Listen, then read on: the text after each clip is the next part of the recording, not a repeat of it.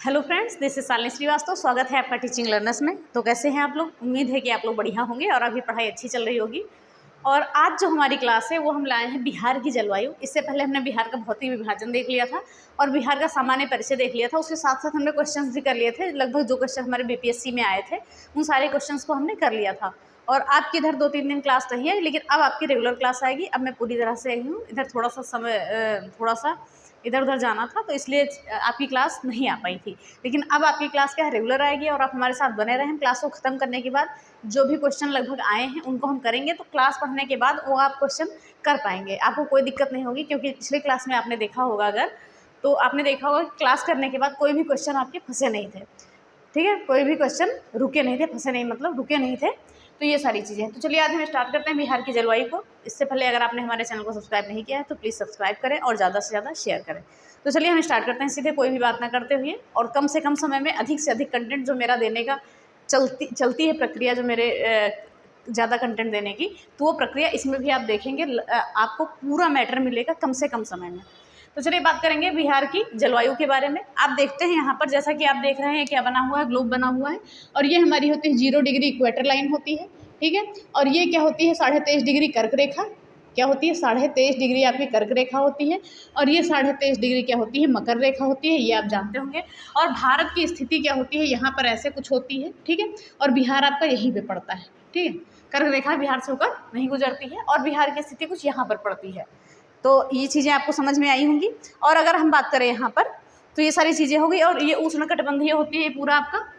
ठीक है, ये उष्णकटिबंधीय होता है। तो ये सारी चीज़ें आपने ज्योग्राफी में लगभग पढ़ी भी होंगी। बस हम यहाँ फैक्ट के बारे में बात करेंगे, क्योंकि इतना समय नहीं है कि हम आपको इतना अच्छे से समझाएं या चीज़ों को करें। बस आपको जो चीज़ें एग्जाम में पूछी जाती हैं, बस फैक्ट टू फैक्ट हम वहीं से देखेंगे। तो सीधा सीधा क्या कहते हैं, जलवायु किसे कहते हैं? तो किसी भी क्षेत्र में दीर्घकालिक मौसम, ठीक है, कि औसत दशाओं को क्या कहते हैं, जलवायु कहते हैं। किसी भी क्षेत्र की दीर्घकालिक मौसम की औसत दशाओं को क्या कहते हैं, जलवायु कहते हैं। थोड़ा लंबे समय का ये औसत लिया जाता है।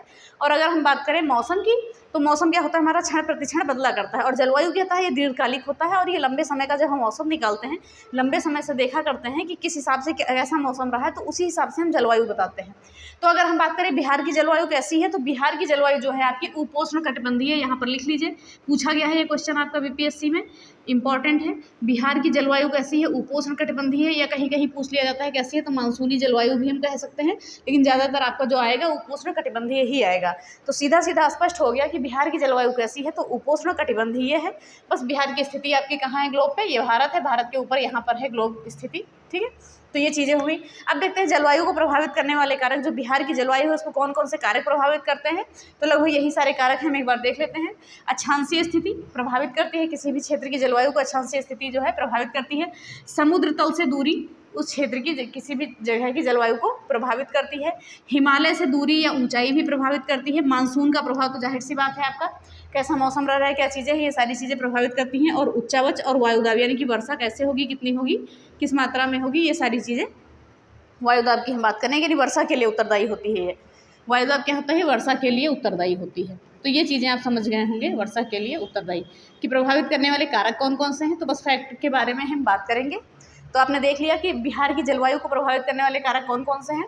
हो सकता है ये भी आपका एग्जाम उसमें दे दे ऑप्शन में, और पूछ ले कि बिहार की जलवायु को प्रभावित करने वाले कारक कौन कौन से हैं। तो आप बता सकते हैं कि अक्षांशीय स्थिति, समुद्र तल से दूरी, हिमालय से दूरी या ऊंचाई, और मानसून का प्रभाव, उच्चावच और वायुदाबाद, यानी जो वर्षा के लिए उत्तरदायी होते हैं।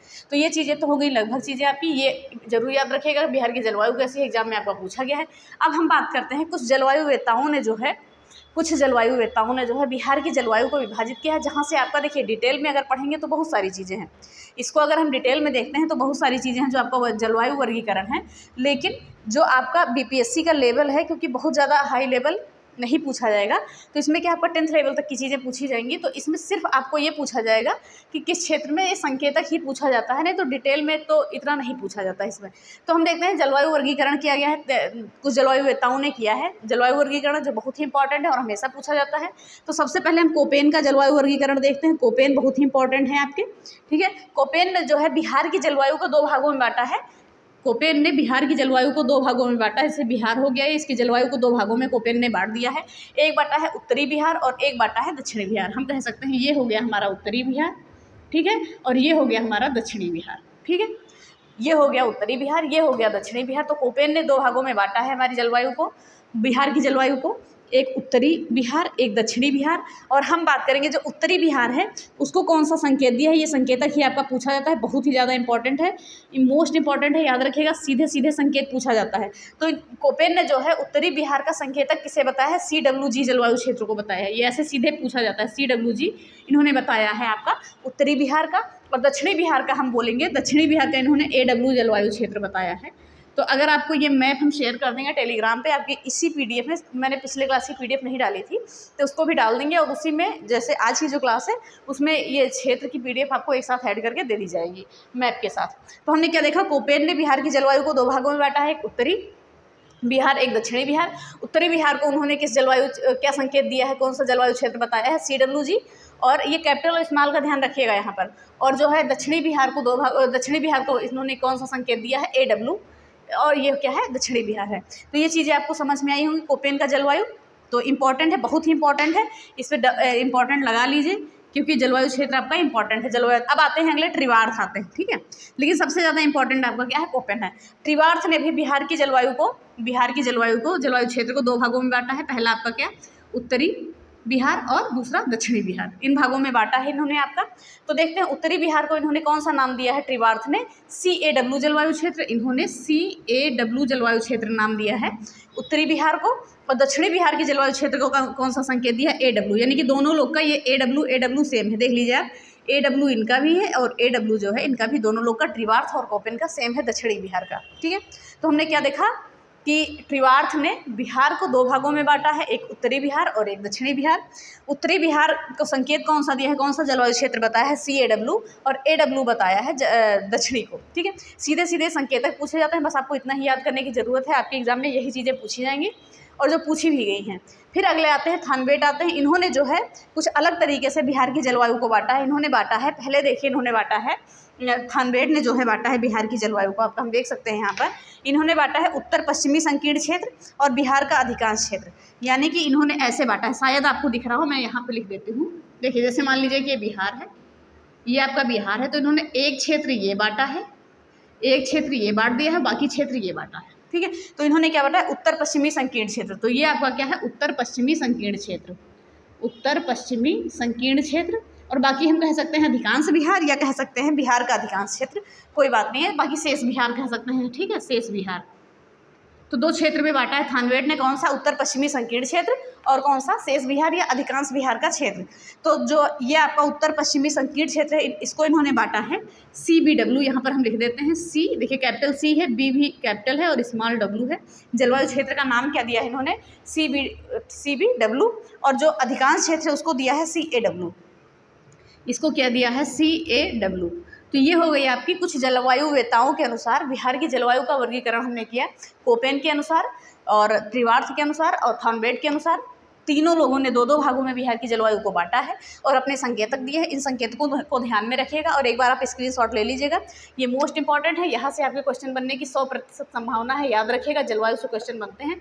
अभी हम क्या चल रहे हैं, अभी हम बिहार का भूगोल लेकर चल रहे हैं। जल्दी से हम भूगोल खत्म करने के बाद बिहार का इतिहास और विविध है, संस्कृति है, कला है, सारी चीज़ों को हम कंप्लीट करेंगे। तो जो बिहार का भूगोल हो जाएगा उसके बाद हम शुरू करेंगे आपकी बिहार की कला संस्कृति, जहाँ से सबसे ज़्यादा आपके क्वेश्चन बनते हैं। बिहार के इतिहास से इतने ज़्यादा क्वेश्चन नहीं बनेंगे आपके, भूगोल से और कला संस्कृति से जो है बहुत ज़्यादा क्वेश्चन बनते हैं।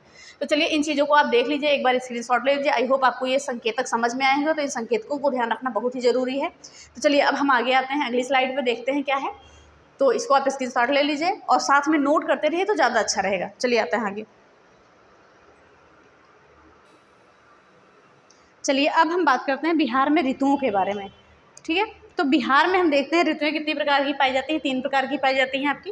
पहली क्या है, ग्रीष्म ऋतु, वर्षा ऋतु और शीत ऋतु। इन सभी चीज़ों को हम अच्छे से जानेंगे, जहाँ से आपके क्वेश्चन बनते हैं उन्हीं चीज़ों पे हम ज़्यादा फोकस करेंगे। 1 मिनट, ठीक है, उन्हीं चीज़ों पे हम ज़्यादा फोकस करेंगे जहाँ से क्वेश्चन बनते हैं, ज़्यादा एक्स्ट्रा चीज़ें हम नहीं पढ़ेंगे। तो चलिए हम बात करते हैं ग्रीष्म ऋतु की। तो बिहार में जो है ग्रीष्म ऋतु का समय कितना होता है, ये मार्च से मध्य जून तक का समय होता है ग्रीष्म ऋतु का। अब हम बात करते हैं यहाँ पर क्या होता है, ग्रीष्म ऋतु में क्या होता है, सूर्य क्या होता है, उत्तरायण होता है, इसी वजह से इसका तापमान अधिक होता है और वायुदाब में कमी आने लगती है, ठीक है। क्या हमने कहा, ध्यान से सुनिएगा कि ग्रीष्म ऋतु में बिहार में क्या है, बिहार का लेके चल रहे हैं तो बिहार ही बोल रहे हैं कि सूर्य क्या है, उत्तरायण होता है, जिसकी वजह से तापमान में वृद्धि होती है, यानी तापमान अधिक होता है, गर्मी ज़्यादा होती है, और इसी वजह से क्या होता है, आपके वायुदाब में कमी आने लगती है। तो इतनी चीज़ों को आप ध्यान में रखेंगे कि ग्रीष्म ऋतु में सूर्य उत्तरायण होता है, तापमान में अधिकता होती है और वायुदाब में कमी आने लगती है। और बिहार में हम बात करेंगे कि पश्चिमी और मध्य भाग में गर्म हवाएं चलती हैं। इन गर्म हवाओं को हम क्या कहते हैं, लू कहते हैं, सन स्ट्रोक यानी लू कहते हैं। ये नाम आपका पूछा जाता है। तो पश्चिमी और बिहार के पश्चिमी क्षेत्र और मध्य भाग में क्या है, गर्म हवाएं चलती हैं गर्मी के ऋतु में, जिन्हें हम क्या कहते हैं, लू कहते हैं। ठीक है। और अगर हम बात करें कि सबसे ज़्यादा गर्मी कहाँ होती है, तो आप देखते होंगे दक्षिण भाग में आपका गया पड़ता है, वहीं पे सबसे ज़्यादा गर्मी होती है। गया हमने पहले क्लास में आपको बता दिया था कि सबसे ज़्यादा गर्मी कहाँ होती है, सबसे ज़्यादा वर्षा कहाँ होती है, सबसे कम क्या है, सारी चीज़ें बताई है। इसके लिए आप पहली क्लास ज़रूर देख लीजिएगा। सीक्वेंस में प्लेलिस्ट में सारी क्लासेस आपकी पड़ी हुई हैं। तो हम यहाँ पर बात करेंगे आपकी कि गया में क्या होता है, सर्दियों में सबसे अधिक सर्दी होती है और गर्मियों में सबसे अधिक गर्मी होती है। तो हम यहाँ पर बात करेंगे, देखिए क्या है कि मानसून आने से पूर्व, ठीक है, मानसून आने से पूर्व बिहार के पूर्वी भागों में, मानसून आने से पहले जो है बिहार के पूर्वी भागों में बंगाल की खाड़ी से आने वाले उष्णकटिबंधीय चक्रवात के कारण वर्षा होती है। अगर पूछा जाए कि जो है आपकी ग्रीष्म ऋतु में बिहार में किस कारण वर्षा होती है, किस कारण वर्षा होती है, तो सबसे पहले हम देखेंगे, ये कन्फ्यूजन आपका क्रिएट करता है बंगाल की खाड़ी और अरब सागर शाखा। ये पूछा जाता है किस शाखा से वर्षा होती है, तो बंगाल की खाड़ी शाखा से वर्षा होती है। ध्यान से एक बार और देखिए, मानसून आने से पहले बिहार के पूर्वी भागों में, जो ये आपका बिहार है इसके पूर्वी भागों में, ठीक है, पूर्वी भाग की हम बात करें, इसके पूर्वी भागों में बंगाल की खाड़ी से आने वाले उष्ण कटिबंधीय चक्रवात के कारण वर्षा होती है, जिसे हम क्या कहते हैं, नॉर्वेस्टर कहते हैं, या हम काल बैसाखी कहते हैं। मोस्ट इंपॉर्टेंट है। तो गर्मियों के ऋतु में अगर पूछा जाए बिहार में किस शाखा से वर्षा होती है, तो बंगाल की खाड़ी शाखा से वर्षा होती है। तो ये चीज़ हम याद रखेंगे। और जो वर्षा का प्रवेश क्रम है, ये जो पश्चिम बंगाल से ही तो बिहार में आती है, इधर पश्चिम बंगाल है आपका, इधर ही से बिहार में प्रवेश करती है, इसी से पूर्वी भाग में आपकी ज़्यादा वर्षा होती है। चलिए अब हम बात करते हैं आगे कि सबसे ज़्यादा तापमान अगर मई में बात करें तो ये दक्षिण पश्चिम बिहार में मई में तापमान बहुत ज़्यादा रहता है। तो कुछ ज़िलों के नाम जैसे आप जाने, गया हो गया, औरंगाबाद हो गया, और रोहतास हो गया, कैमूर हो गया, इन सभी क्षेत्रों में क्या है, बहुत ज़्यादा तापमान होता है गर्मी के ऋतु में। तो ये आप जान लीजिए। तो ये हो गई आपकी ग्रीष्म ऋतु। चलिए हम एक बार और जान लेते हैं ग्रीष्म ऋतु का समय क्या है। ग्रीष्म ऋतु का आपका समय है मार्च से मध्य जून, और सूर्य उत्तरायण होता है ग्रीष्म ऋतु में, इसीलिए तापमान में अधिकता होती है, वृद्धि होती है तापमान में, तापमान ज़्यादा होता है और वायुदाब में कमी रहती है। और बिहार के पश्चिमी एवं मध्य भाग में जो गर्म हवाएं चलती हैं उन्हें हम लू कहते हैं। और मानसून कहाँ से आता है, बंगाल की खाड़ी शाखा से आने वाले उष्णकटिबंधीय चक्रवात के कारण जो है वर्षा होती है, जिसे हम नॉर्वेस्टर या काल बैसाखी कहते हैं। और मई में सर्वाधिक तापमान सबसे कहाँ होता है, दक्षिण पश्चिम बिहार में। और वैसे हम पूछें तो जून जुलाई में सबसे ज़्यादा तापमान होता है। तो इतनी चीज़ों को भी हम याद रखेंगे। सबसे ज़्यादा तापमान की हम बात करें तो जून जुलाई में ही सबसे ज़्यादा तापमान होता है। तो ग्रीष्म ऋतु आई होप आपको समझ में आ गया होगा। अब हम बात करेंगे वर्षा ऋतु की। वर्षा ऋतु क्या है, मध्य जून से जो है आपका, मध्य जून से मध्य अक्टूबर तक वर्षा ऋतु होती है आपकी। मध्य जून से मध्य अक्टूबर तक वर्षा ऋतु होती है आपकी। ये हम बिहार की जलवायु देख रहे हैं तो इसको आप ध्यान में रखिएगा। अगर हम बात करें तो यहाँ पर वर्षा कैसी होती है, तो यहाँ पर भी वही बात है कि दक्षिण पश्चिम मानसून के बंगाल की खाड़ी शाखा से बिहार में वर्षा होती है। बिहार में वर्षा कैसे होती है, तो दक्षिण पश्चिम मानसून के दक्षिण पश्चिम मानसून के बंगाल की खाड़ी शाखा से वर्षा होती है। कहाँ पर, बिहार में। ये सीधा सीधा ये पूछा जाता है और पूछा भी गया है, बिहार में वर्षा कैसे होती है। अगर हम बात करें यहाँ पर आगे हम बात करते हैं कि पूर्वी भाग की अपेक्षा पश्चिमी भाग में कम वर्षा होती है। जाहिर सी बात है, देखिए यहाँ पर जैसे कि हमने ये मान लीजिए कि एक बिहार का मैप बनाया, ठीक है, तो इन्होंने कहा है कि पूर्वी भाग की अपेक्षा, यानी कहने का मतलब है कि पूर्वी भाग की अपेक्षा, यानी पूर्वी भाग में ज़्यादा वर्षा होती है आपकी और पश्चिमी भाग में कम वर्षा होती है। तो कारण भी है आपका, वेस्ट बंगाल से यहाँ से आपका आया, ठीक है, इधर से, और ये पूर्वी भाग में तो ज़्यादा वर्षा होगी, धीरे धीरे पहुँचते पहुँचते पश्चिमी भाग में क्या होता है, असर कम हो जाता है। तो इसी कारण क्या होता है, पश्चिमी भाग में वर्षा कम होती है और पूर्वी भाग में अधिक वर्षा होती है। तो इतने चीज़ आप ध्यान रखेंगे। और ये सबसे ज़्यादा इंपॉर्टेंट है, बिहार की औसतन वर्षा कितनी है, 112 सेंटीमीटर वर्षा होती है बिहार में। औसत वर्षा क्या है आपकी, 112 सेंटीमीटर है। और अगर पूछा जाए बिहार में सर्वाधिक वर्षा कहाँ होती है, तो किशनगंज में। और किशनगंज आपका, जैसे ये मैप है आपका बिहार का, ये आप बना हुआ है मैप आपका, तो ये इधर आपका किशनगंज पड़ता है, ये ठीक है। तो यहीं पे सर्वाधिक वर्षा होती है। तो हम यहाँ करते हैं, यहाँ किशनगंज में आपकी सर्वाधिक वर्षा होती है। और न्यूनतम वर्षा होती है आपकी औरंगाबाद में, लगभग यहाँ पड़ता है, ठीक है। तो ये सारी चीज़ें हैं, तो आप ये जान गए। और जुलाई अगस्त में आपका क्या है, सर्वाधिक वर्षा होती है। ठीक है। जुलाई अगस्त में सर्वाधिक वर्षा होती है, मई जून में सर्वाधिक गर्मी होती है, शायद मैंने आपको जून जुलाई बोल दिया था तो उसको सही कर लीजिएगा। तो जुलाई अगस्त में क्या है, सर्वाधिक वर्षा होती है। और जो मानसून प्रवेश करता है बिहार में वो मध्य जून में ही प्रवेश करता है पश्चिम बंगाल के साइड से, तो याद रखेंगे हम, ठीक है। जो वर्षा प्रवेश करती है मध्य जून में ही प्रवेश करती है पश्चिम बंगाल से। तो हम एक बार जल्दी से वर्षा ऋतु को और देख लेंगे, तो ध्यान से देखिएगा। और हाँ, एक चीज़ और देखिएगा आप, हम ये बात करें कभी कभी क्या होता है कि वर्षा का जो असमान वितरण के कारण क्या होता है कि उत्तर और दक्षिण भाग की हम बात करेंगे। वर्षा के असमान वितरण के कारण ये बिहार का जैसे हमने मैप बनाया तो उत्तरी भाग जो है बाढ़ से प्रभावित हो जाता है और दक्षिणी भाग क्या है, सूखे से प्रभावित हो जाता है। कभी कभी ऐसा होता है, तो इन चीज़ों को भी आप ध्यान में रखेंगे कि वर्षा के असमान वितरण के कारण बिहार का उत्तरी भाग बाढ़ से प्रभावित हो जाता है और दक्षिणी भाग जो है सूखा प्रभावित हो जाता है। तो वर्षा ऋतु हम बात करेंगे मध्य जून से मध्य अक्टूबर। दक्षिण मानसून की पश्चिम बंगाल की खाड़ी शाखा से वर्षा होती है बिहार में। और बात करेंगे पूर्वी भाग की अपेक्षा पश्चिमी भाग में कम वर्षा होती है। औसतन वर्षा 112 सेंटीमीटर है। सर्वाधिक वर्षा आपकी किशनगंज है, लगभग 200 सेंटीमीटर से ज़्यादा ही वर्षा होती है यहाँ पर।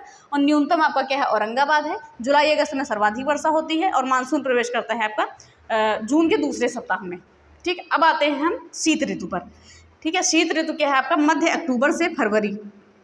शीत ऋतु क्या है आपका, मध्य अक्टूबर से फरवरी और दिसंबर और जनवरी में सर्वाधिक आपकी ठंडी पड़ती है, सर्वाधिक शीत ऋतु पड़ती है। और ये शीत ऋतु में जो वर्षा होती है रबी की फसल के लिए लाभकारी होती है, ठीक है। ये आपने कई बार पढ़ा होगा कि शीत ऋतु की वर्षा क्या होती है, रबी की फसल के लिए जो है लाभकारी होती है। तो इसको भी हम ध्यान में रखेंगे। तो ध्यान से देखिएगा, दिसंबर जनवरी में, ठीक है, दिसंबर जनवरी में भूमध्य सागर से, ठीक है, दिसंबर जनवरी में हम बात करेंगे, दिसंबर जनवरी में भूमध्य सागर से आने वाले शीतोष्ण चक्रवात के कारण, ठीक है, दिसंबर जनवरी में भूमध्य सागर से शीतोष्ण चक्रवात, ठीक है, भूमध्य सागर से आने वाले शीतोष्ण चक्रवात के कारण पश्चिमी और मध्य बिहार में क्या है, हल्की वर्षा होती है। यानी कि पश्चिमी और मध्य बिहार, लगभग हम ये मान सकते हैं कि ये वाला क्षेत्र आपका मध्य बिहार और पश्चिमी बिहार में क्या है, हल्की वर्षा होती है। और इसका पूर्वी बिहार पर कोई फर्क नहीं पड़ता है, ठीक है, कोई खास फर्क नहीं पड़ता है जो ये बारिश होती है। तो जल्दी से एक बार और देखा जाए, पूछा जाता है आपका कि बिहार में जो है शीत ऋतु में वर्षा होती है वो कौन सी शाखा से होती है, कैसे होती है, क्या होता है। तो ध्यान से देखिएगा कि दिसंबर जनवरी में भूमध्य सागर से आने वाले शीतोष्ण चक्रवात के कारण पश्चिमी मध्य बिहार में हल्की वर्षा होती है। इसका पूर्वी बिहार पर कोई ज़्यादा फर्क नहीं पड़ता है। तो बस इतनी चीज़ें आपको ध्यान में रखनी है। और ये क्या है, रबी की फसल के लिए सहयोगी होती है और मध्य अक्टूबर से फरवरी तक अधिक ठंडी पड़ती है। और क्या है आपका ये सबसे ज़्यादा ठंडी दिसंबर और जनवरी में पड़ती है। तो ये आप जान गए होंगे, ग्रीष्म ऋतु, वर्षा ऋतु, शीत ऋतु, जितने भी क्वेश्चन बनने हैं आपके यहीं से बनेंगे, यहाँ से अलग आपके क्वेश्चन इससे नहीं जाएंगे, ठीक है। तो ये चीज़ आप ध्यान में रखिएगा। अब हम आते हैं सीधे जो मुख्य पार्ट है हमारा, एक पार्ट और है उसके बारे में भी हम जानते हैं, तो उसको भी आप ध्यान से देखेंगे। तो एक मिनट, चलिए अब हम आगे देखते हैं। ध्यान से देखिएगा कि बिहार में जो है कृषि जलवायु क्षेत्रों को 3 भागों में बांटा जाता है। बिहार में जो है कृषि जलवायु क्षेत्रों को कितने भागों में बांटा जाता है, 3 क्षेत्रों में बांटा जाता है। तो इसको हम याद रखेंगे कौन कौन से भाग में। एक होता है आपका जोन प्रथम, ठीक है, जोन फर्स्ट, एक जोन सेकंड और जोन थर्ड। और जोन थर्ड को जो है 2 भागों में बांटा जाता है, ए और बी, ठीक है, जोन थर्ड को। लेकिन पूछा जाएगा अगर आपका, तो कृषि जलवायु क्षेत्र को आप कहेंगे कि 3 भागों में ही बांटा जाता है, जोन फर्स्ट, जोन सेकंड और जोन थर्ड। तो इसमें हम बात करेंगे, देखिए जैसे कि आप मैप देख रहे हैं यहाँ पर, तो ये आपका जोन फर्स्ट हो गया, ठीक है। अभी हम चीज़ों से स्पष्ट कर लेंगे, बस आपको चीज़ें समझ में आ जाएंगी।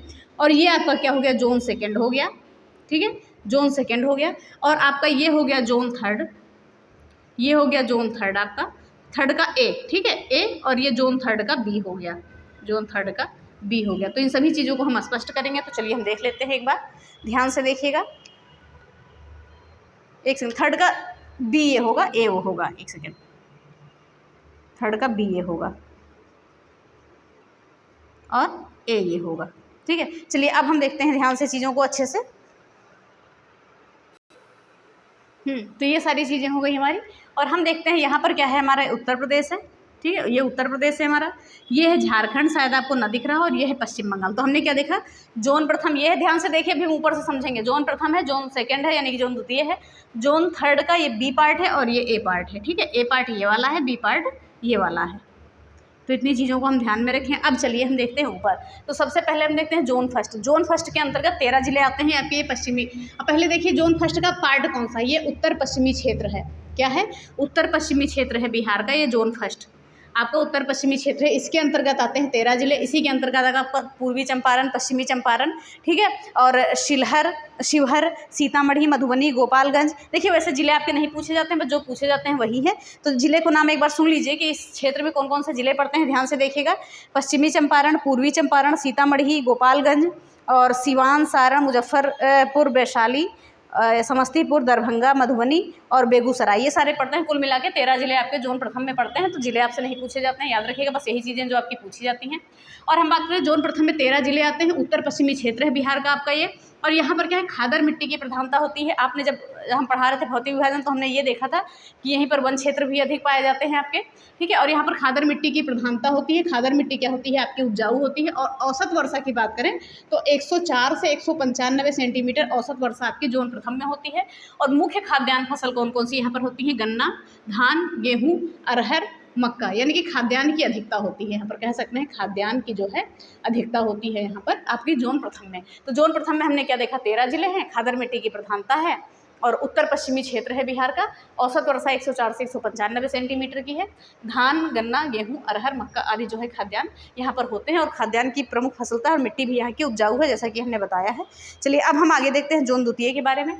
तो जोन सेकंड जो है आपका, जोन द्वितीय जो है, इसका उत्तर पूर्वी भाग आता है। इसके अंतर्गत उत्तर पूर्वी भाग के अंतर्गत आपका ये आता है उत्तर, और उत्तर का भी भाग आता है और पूरब की भी भाग आता है। तो ये चीज़ आप देखेंगे। इसके अंतर्गत आपके कितने आते हैं, 8 जिले आते हैं। इन 8 जिलों को सुन लीजिए, बस आपका जानकारी के लिए ज़रूरी है, बस सुन लीजिए। इसके अंतर्गत आता है सुपौल, अररिया, किशनगंज और सहरसा, ठीक है, और खगड़िया, मधेपुरा, पूर्णिया और कटिहार, ये सारी चीज़ें आती हैं। एक बार और सुन लीजिए, सुपौल, अररिया, मधेपुरा, सहरसा, पूर्णिया, कटिहार, खगड़िया, ये शायद खगड़िया और किशनगंज।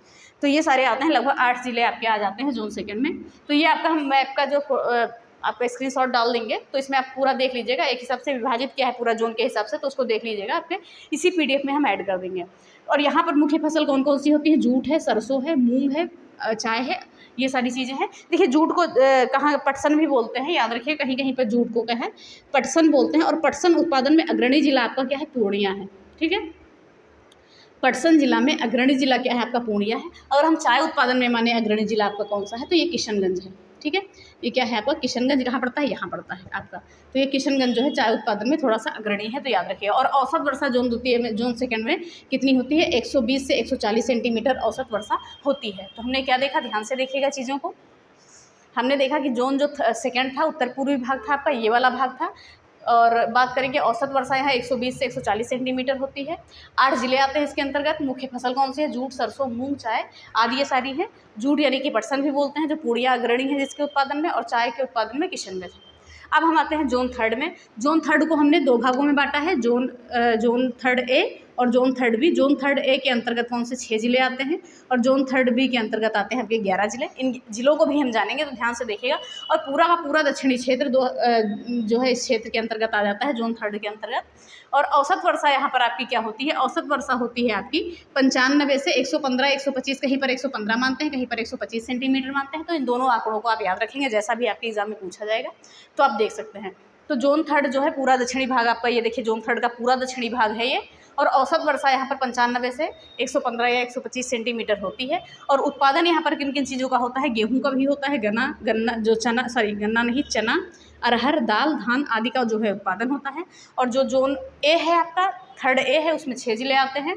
और जो आपका जोन थर्ड बी है उसके अंतर्गत 11 जिले आते हैं। तो हम बात करेंगे जो जोन थर्ड ए है यहाँ, तो यहाँ आपका क्या है, ठीक ठाक वर्षा हो जाती है, ठीक है। यहाँ पर क्या हो जाती है आपकी, ठीक ठाक वर्षा हो जाती है, ठीक ठाक क्या है, वर्षा हो जाती है। लेकिन यहाँ पर थोड़ा कम वर्षा होती है, जोन थर्ड बी में कम वर्षा होती है, यानी कि ये वाला क्षेत्र जो आपका आता है इसमें थोड़ा कम वर्षा होती है, यहाँ पर ठीक ठाक वर्षा हो जाती है। और देखिए 6 जिलों के अंतर्गत कौन कौन से जिले आते हैं, इनको भी आप देख लीजिए ध्यान से। तो भागलपुर, बांका, मुंगेर और लखीसराय, जमुई और शेखपुरा, ये आपका जोन थर्ड ए में आता है। और जोन थर्ड बी में जो 11 जिले आते हैं उनको भी ध्यान से सुन लीजिएगा।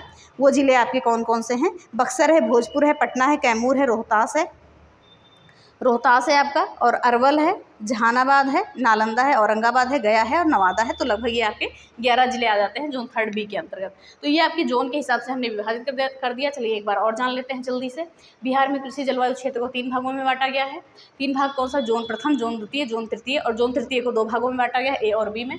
तो जोन प्रथम में 13 जिले हैं। खादर मिट्टी की प्रधानता होती है। उत्तर पश्चिमी क्षेत्र में ये जोन होता है, मतलब जोन के अंतर्गत उत्तर पश्चिमी क्षेत्र आता है। और वर्षा 104 से 195 सेंटीमीटर होती है वार्षिक, या औसत वर्षा होती है आपकी। गन्ना, धान, गेहूं, अरहर, मक्का आदि उत्पादन यहाँ पर होता है। खाद्यान्न के लिए अच्छी है इधर का जोन आपका। और जोन द्वितीय में 8 जिले आते हैं। उत्तर पूर्वी भाग आपका होता है। औसत वर्षा 120 से 140 सेंटीमीटर होती है।